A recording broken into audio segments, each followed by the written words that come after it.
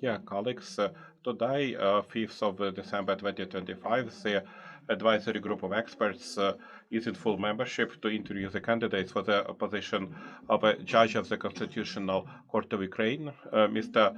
Zatolochnyi. At the meeting, we have all 6 members of the advisory group of experts, the secretary Orin O'Connor, a member of the advisory group of experts Anna Sukhotska, members of the advisory group of experts, Mr. Vasil Shakun, Yaroslav Rabanyuk, Mr. Alesh Zaber. Also, at the meeting, there are 5 deputy members of the advisory group of experts, Mr. Zubik, Mr. Griffith, Mr. Barrett, Mr. Machinchuk, and Mr. Volodymyr Kuzmenko. Dear colleagues, I remind that we work in the shelter, and in case of air alert, the interviews will continue with no interruption. Also, there is a recording of the interview and also broadcasting of the resources of advisory group of experts on the website of the Constitutional Court of Ukraine.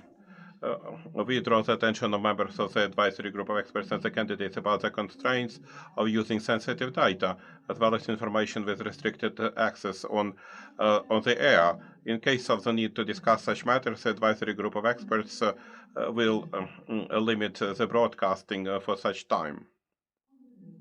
We are ready to start. I give the floor to the secretary of the advisory group of experts for Mr. Marino O'Connor for a brief introduction of the candidates and to remind the rules of the interview.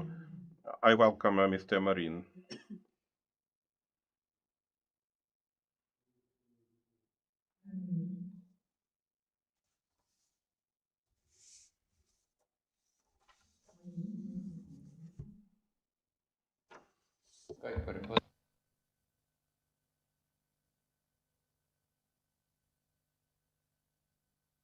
I'm sorry, I'm going to start over. I was muted.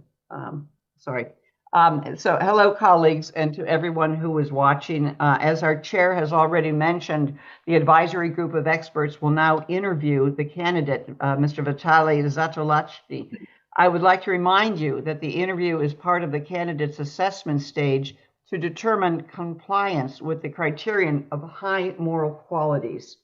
As before, each interview will last approximately 1 hour, and the time limit for answering the questions is up to 3 minutes. Traditionally, we ask all candidates to be concise and to answer the questions clearly, unambiguously, and to the point. At the end of the interview, the candidate may take a brief closing statement of up to 5 minutes. I would also like to note that while reviewing the materials on our candidate, the advisory group of experts sent him questions for written explanations, so the candidate has had the opportunity to prepare and to provide answers. So I will briefly introduce the candidate. Our candidate is a judge of the 8th Administrative Court of Appeals. From 1991 to 2002, he worked in the military prosecutor's office, and from 2002 to 2012, he held the position of judge of the Central City District Court of Kryvyi Rih. And in 2012, he was elected judge of the Lviv Administrative Court of Appeal. And in 2018, he was transferred to the position of judge of the 8th Administrative Court of Appeal, where he currently works. He has twice held the administrative position of deputy chair, and since November of 2024, has been the chair of the 8th Administrative Court of Appeals. In 2022, he defended his thesis for the degree of Candidate of Legal Sciences on the topic criminal liability for knowingly unlawful detention, arrest, house arrest, and custody.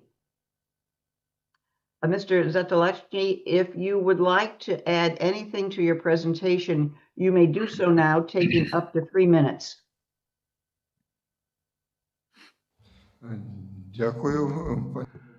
Thank you, Marine, for this introduction. It was just a complete introduction of my previous achievements. Therefore, I'm ready to take the questions that members of the advisory group can have.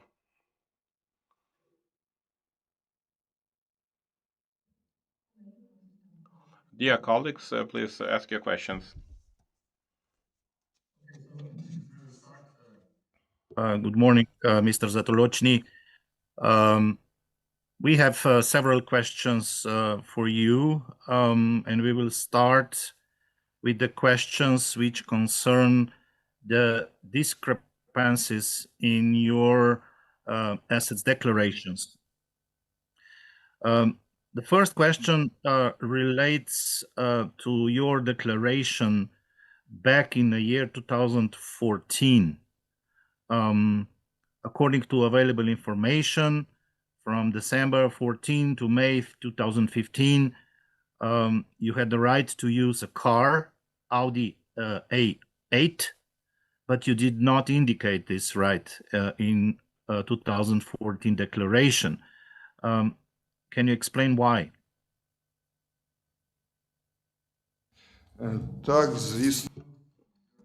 Yes, indeed. Thank you for your question.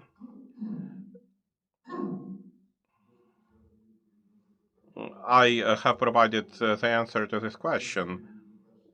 In the first round of the exchange of letters with the advisory group of experts, I would like to repeat this reply that I have provided before.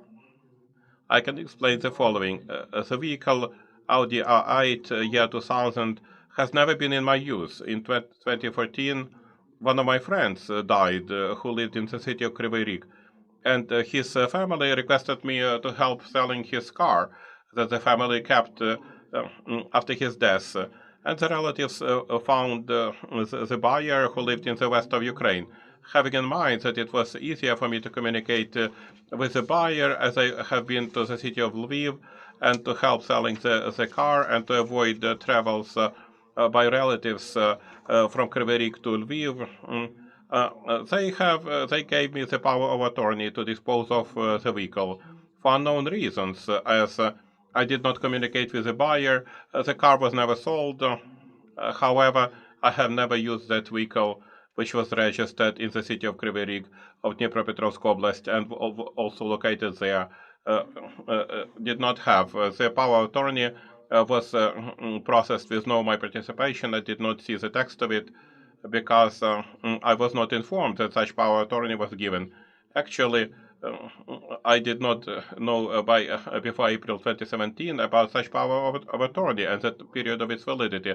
During the competition in 2017, I was proposed to give explanations. I provided the same explanations as the Higher Commission of Qualification of Charges and the Public Council of Integrity, and the participants have been satisfied. As a result of such competition, I was recognized as the one who is capable to provide justice in the Cassation Administrative Court.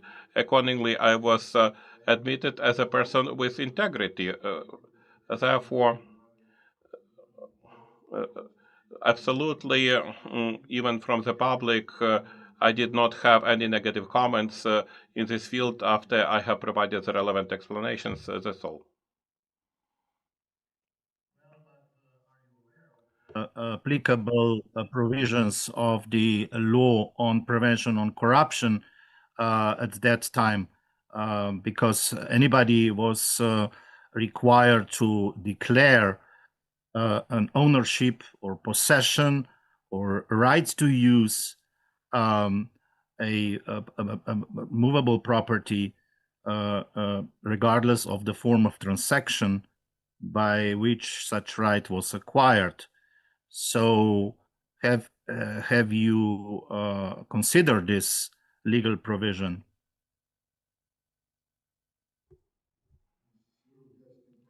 Thank you very much indeed, Mr. Alex, for this repeated question in this field, and I would like to emphasize that I became aware of this power of attorney only in the year 2017 when I passed the competition to the Supreme Court. At the time of 2014, 2015, 2016, 2017, no negative comments I have received, and actually, I did not have the intention. If there is any power of attorney in my favor, I could not have because I was confident that there are no such documents. Therefore, I'm surprised that such issue is raised once again. Yet, I believe that I acted mm, uh, in bona fide, and there is no reasons to have doubts of my integrity.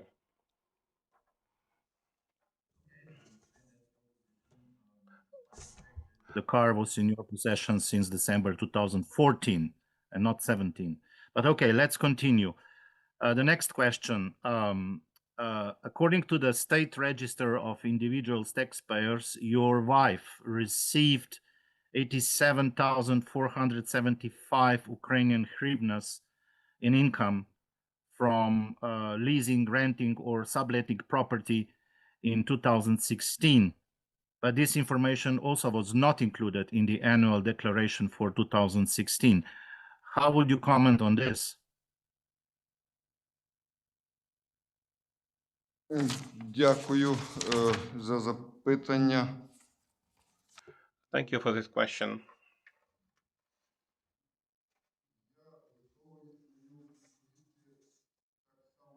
I'm ready to answer the question in the same way as I responded in the first round of exchanging letters with the advisory group of experts. However, I would like to repeatedly explain, indeed, based on the data of the registry, the State Registry of Individual Taxpayers, my wife for 2016 had the income of 87,475 for leasing, rental, or subrental of properties. Of availability of such income, I have learned occasionally in 2019. According to my wife, this was due to letting out non-residential properties which belongs to her in Kryvyi Rih, and this money was spent by the lessors to renovate the premises. At the time of filing the declaration of 2016, this was not known to me. Any documentary proof of receiving such funds my wife does not have, because such money have been spent by the lessees for the renovation of the premises. For a few months, they have used it, and then they left. And since that time, those premises just require expenses, generate no income. That's it. I cannot explain anything else, and I believe that this explanation is quite objective, absolutely objective, and quite sufficient.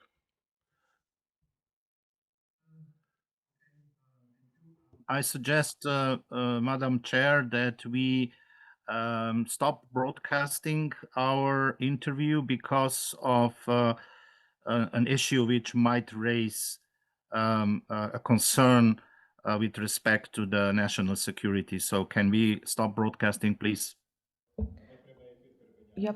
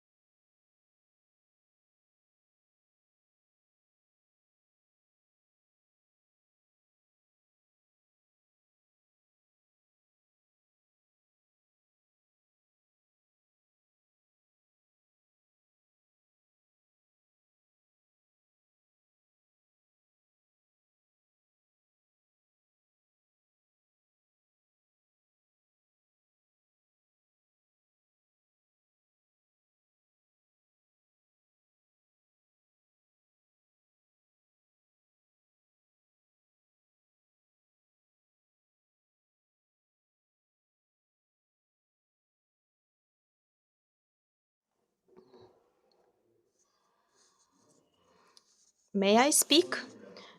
Dear Vitaly Semenovich, I have a couple of questions. Хотів би At first, I would like to ask the following. Who was the initiator of your transferring from Kryvyi Rih to Lviv?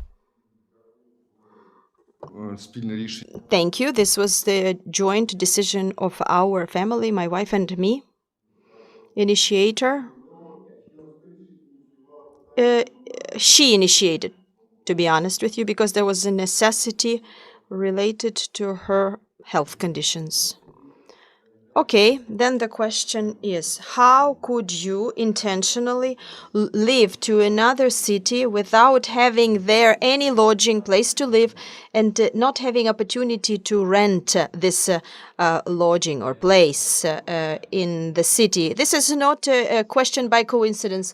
You're a lawyer with experience. You understand that any actions of a judge, they are in the fact that the judge has to respect the law, first of all. So you intentionally violated the law. So you didn't have the opportunity to register, you didn't have the lodging, the apartment, and in this way, you went to the path of the violation of the legal aspects of the legislation. How would it happen if you already if you went there, you were appointed, you started working? You should have appealed. There are certain mechanisms. You should have appealed with the letter to the local government that they would help you solve the issue of lodging and the following registration. And then whatever you have, this is the intentional violation by you and by your supervisors at that time who knew that you constantly immigrate in all of the Lviv trying to find the place to stay. That's why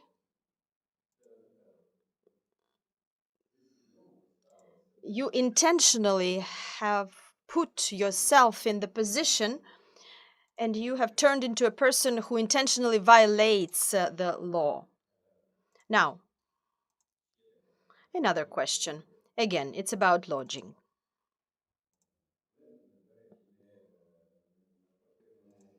By the way, are you registered somewhere at the apartment register?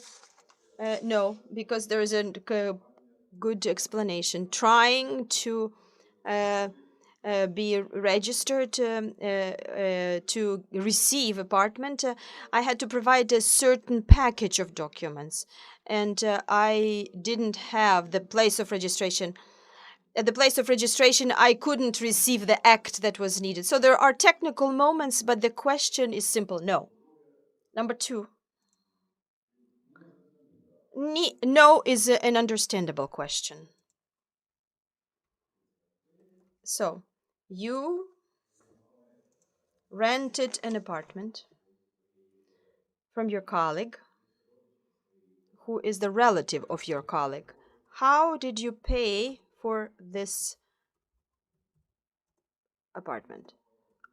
Mr. Vasil, I also gave explanation. If you want me to repeat, I can repeat. Since 2020, according to the oral agreement with the owner of this apartment, my wife and I, will live in this apartment that belongs to this person. Starting with 2025, we have another agreement about agreement on the right of residence, but since the correspondence covers the period from 2020 2025, it's the reimbursement for utilities and exploitation of the lodging. And these expenses, believe me, they are quite significant, and while we live there, these expenses will remain. Yeah, I understand, but this is what I am asking about. You live, and have you made an agreement? It's oral agreement about the right to use the apartment. So now, how can you explain how you paid for the staying, for the lodging in this apartment. In the explanations that I have provided to the advisory group, there was indicated that this apartment was not given to us as a rent. No, they didn't plan to rent it out to us for the funds that could be considered as the payment for rent. Her goal was to have good moral people to live there who would ensure, who will look at after this apartment when she will be gone. I understood that in no any way you paid for the, you didn't compensate to the owner of this apartment. You didn't pay for living there. You only paid for the utilities. Payment for utilities and expenses related with the exploitation of this lodging, if there was the necessity. What do you mean by exploitation? I mean usage of the lodging, not to the owner. This is the building. The building is more than 20 years old, so there is a need in remodeling, and everything in the apartment needed constant care. So there are many thousands of hryvnia that we spent, and it was related to the gas equipment, to the sewage system. So in course of 5 years, we maintain this apartment in the good state. З 4-го року Also, since 2024, you have been using the garage, which belongs to the owner of this apartment. How do you compensate the expenses for the use of such garage? Thank you. Yes, indeed, I can explain, and this was already explained in writing. First of all, utility payments of the utilities, which includes payment for the garage that we pay, that we give back to the owner, and plus electricity payment, plus cleaning and maintenance.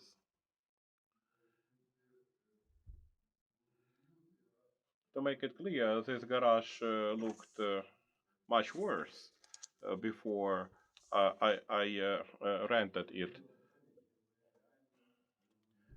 In reality, you didn't pay for it, did you?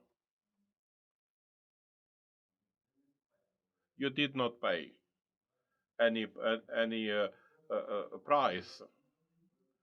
It was given for my use with no compensation for the use. And the last question, also about properties.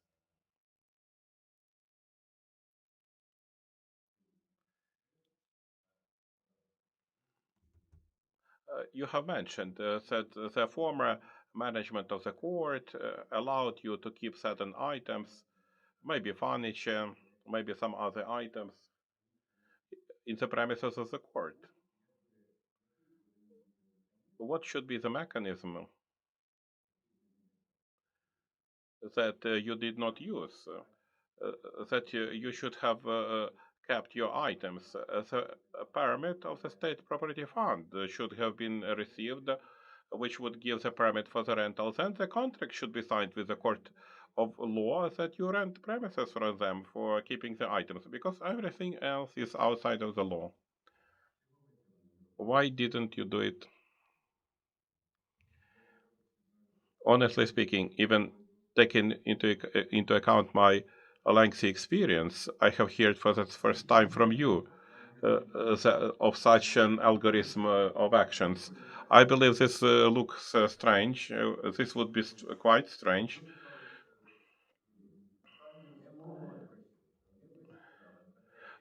You have mentioned that part of your items is kept in the premises of the court. Maybe some clothing and so on. That's clear, no question. And yet, if it is about some other properties like furniture, this requires some floor area. In order for you to have that floor area, you need to sign contract with someone. In order to sign the contract, you should have received the permit from the State Property Fund of Ukraine. Thank you, Mr. Vasil, but you are exaggerating my answer. It was not the furniture. At this time, just a few boxes with items like books, indeed some clothing, and some other items as well. Also, in the beginning of our communications,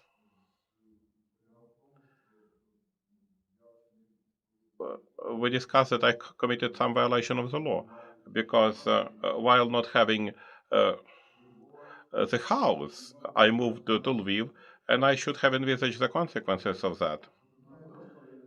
And who would envisage the consequences if instead of you? Let me finish my answer. I have foreseen the consequences. My wife in Kryvyi Rih possesses the property. We had 2 flats of our own. We planned to sell them and use the profits to buy the home in the city of Lviv. If everybody remembers, or I can remind you that in the year 2012, 2013, 2014, a number of events took place which substantially affected the remuneration of judges and also the income of the population of Ukraine and changed pricing in Kryvyi Rih and Lviv. In Kryvyi Rih, the prices declined. In Lviv, they have increased. If you are familiar with documents that I provided, the 3-bedroom apartment in Kryvyi Rih was sold for $20,000, and a studio apartment which belongs to me, $7,000 to $8,000. For such money, buying any home in Lviv city was not possible.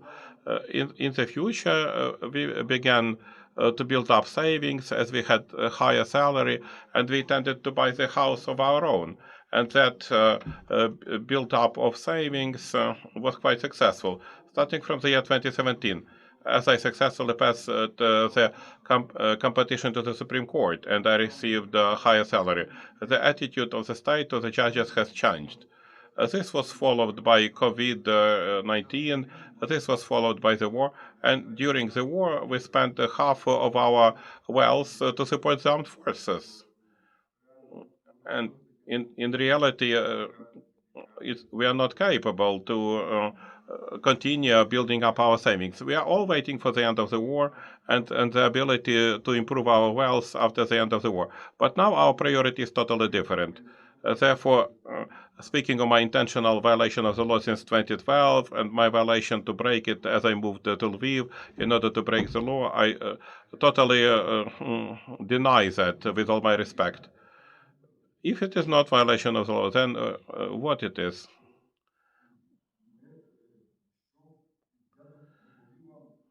I have reported of the reality of my life. Maybe you exist in a different paradigm. With all my respect, I accept this, but I reported things as they are, and in which situation vast majority of people are living.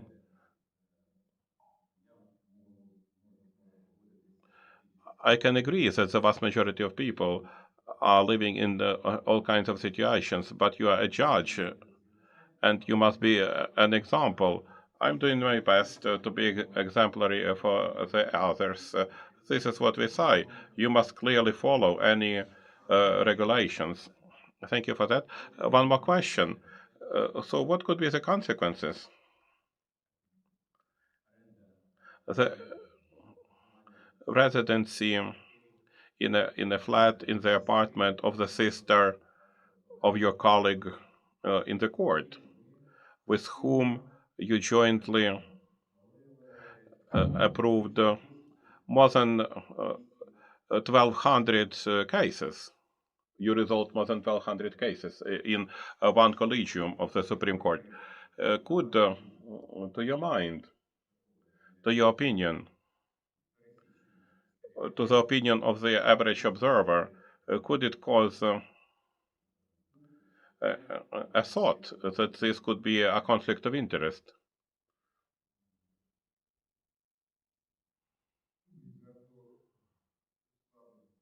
Frankly speaking, it's hard to understand what kind of conflict of interest.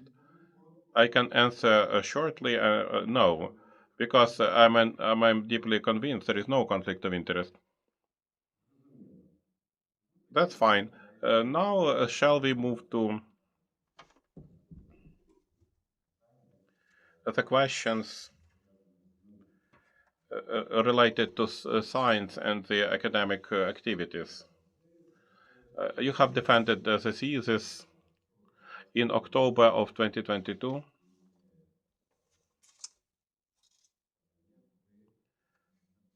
And how did you study in the postgraduate? You have been the candidate. What was your algorithm of preparation of your thesis? From 2015 to 2018, I studied in the postgraduate school, extramural education in the postgraduate school. Of which university? Which university? The higher educational institution, Lviv University of Business and Law.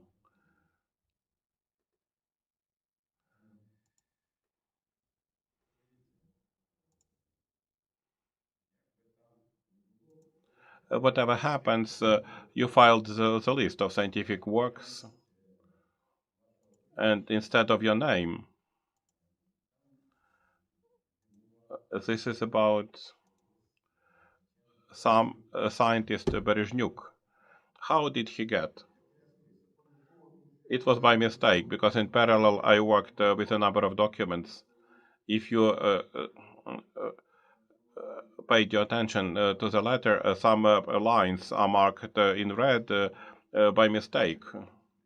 It was unfinished variant of the letter which was sent. First of all, there was a big scope of work which I had to prepare for answering to this round of the questions, and in a very short time frame. Therefore, I admit that this was done by mistake. On my table, I have a comparative table of your dissertation, of your thesis, criminal liability for illegal detention, home arrest, and the dissertation of Melnik, criminal law characteristics of illegal detention, arrest, 100, the Article 371 of the Criminal Code, defended in the year 2008 in the university named after Yedorenko, in the Lugansk City University. How could you explain such a coincidence of this scientific work with Mr. Melnik's? Thank you, Mr. Vasil. I provided a full answer to each of the paragraphs of this comparative table, and I can explain that one of the authors who has examined the problems of regulation of intentionally illegal detention is the scientist Ruslan Melnik. The references to his works are present in my scientific work in those paragraphs where there is a coincidence with his scientific work. I have explained that, first of all, this is the element of the discussion. Also, Mr. Melnik has made quotations from other scientists, from other scholars about norms of the law or the relevant historical well-known facts that could not be described in any different fashion as I have described and he has described.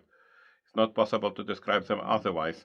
I'm convinced that the work was examined more than once for plagiarism, and it has sustained such a verification. According to the conclusions, there was no plagiarism. Yet, Mr. Vasil,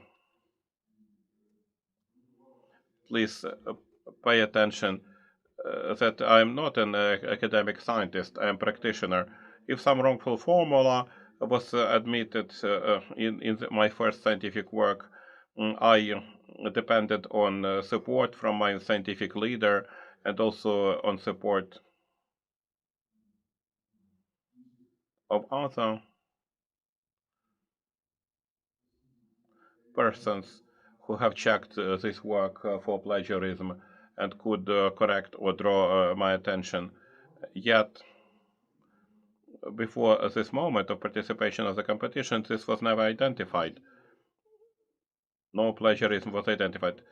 I believe such a coincidence is occasional, and this is related, as I said before, those are quotations of both norms of the law as well as historical facts, as well as some matters for discussion.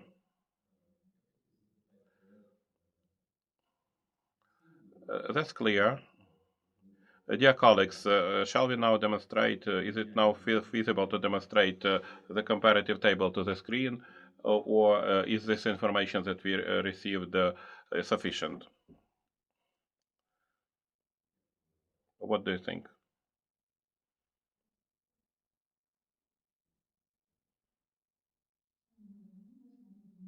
We can demonstrate on the screen.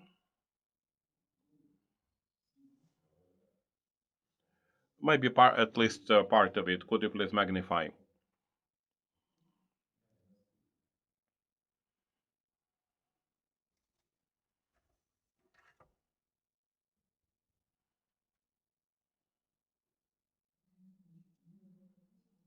Vitalii, actually you replicate fully the work of Mr. Ruslan Melnik.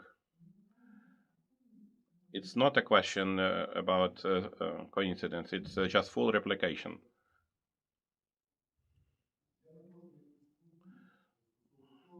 About this, I provided full response, including my full vision of such coincidence.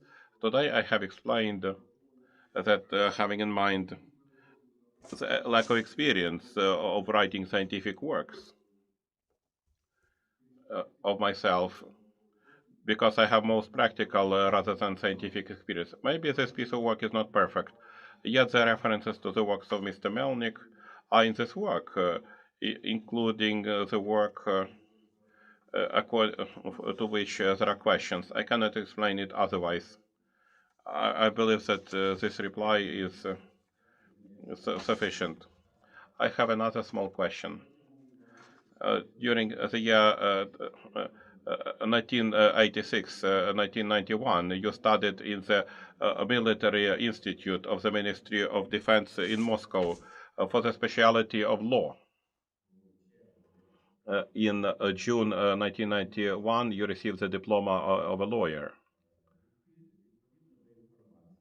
According to the information from open sources, in the same institute, the former head of the Cassation Commercial Court within the Supreme Court, Bogdan Lvov, studied, who graduated in 1989. Could you please tell us, do you maintain any contacts with Mr. Bogdan Lvov? Did you maintain before, or do you maintain nowadays?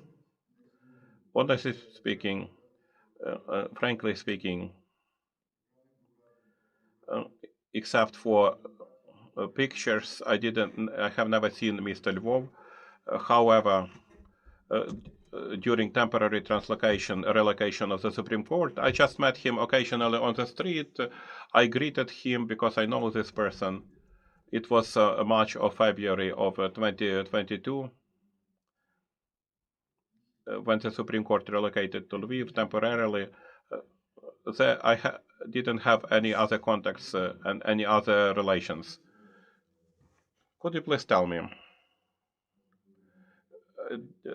did your diploma undergo the nostrification procedure, or was not it necessary? As I understand, 1991 is not subject to nostrification before you have been admitted to the military prosecutor office. It was just the old country, the previous country. Thank you for your reply. Mr. Alish, maybe you have a question.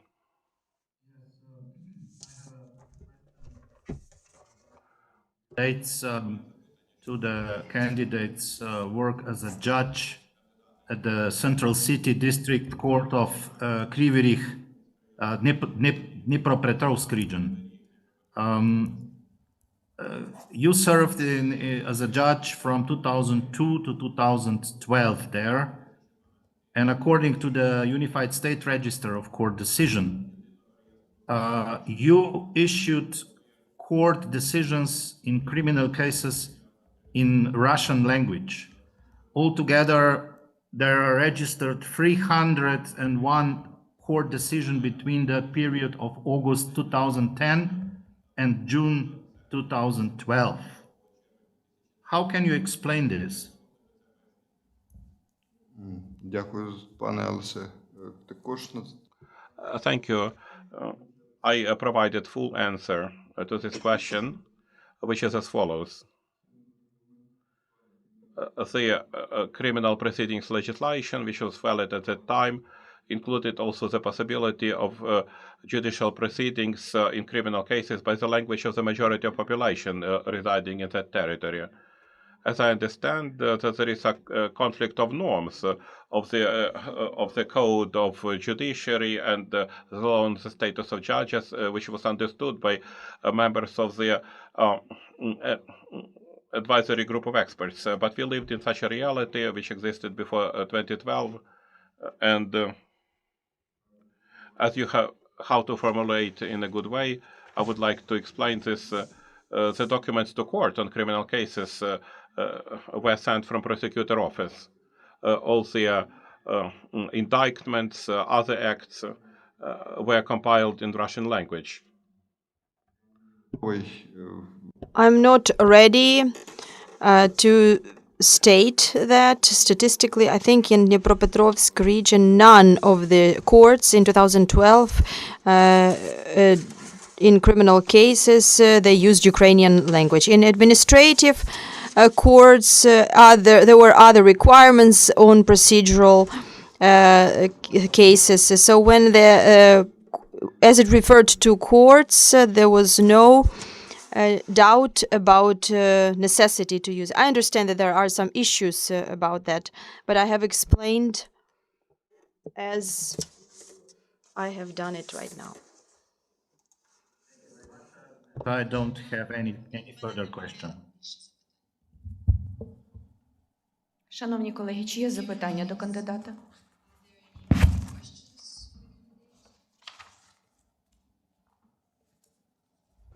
Dear colleagues, are there any questions for the candidate?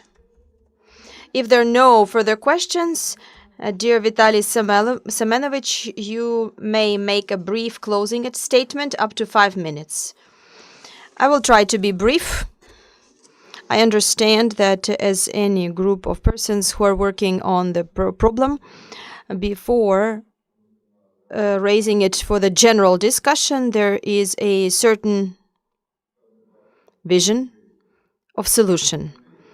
Negative or positive, I don't know what it will be. But if there were certain negative moments, and they're quite obvious from the questions that you have raised, I tried to persuade you in the opposite. So I ask you to please trust my integrity, no other intentions to be perceived by society. I don't have any other attempts, because all my career, all my steps in life, they witnessed about desire and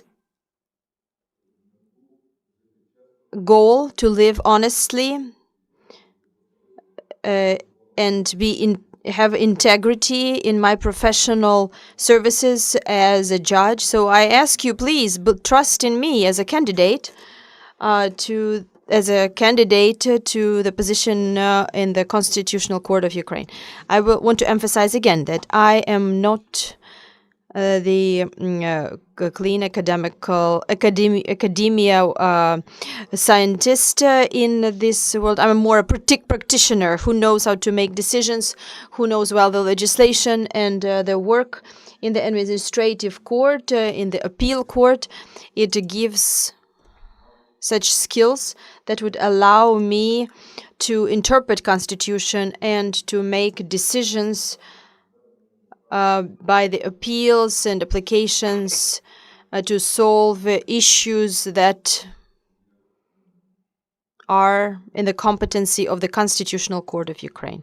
Thank you very much for the time, and thank you that you have given to me this good experience even those questions that we have raised today, they say that there are no perfect people, and we need to archive our own life, and we need to work thoroughly in order not to have comments from the external observer. Thank you very much, and I want to wish you St. Nicholas Day, and all the best to you and victory to Ukraine.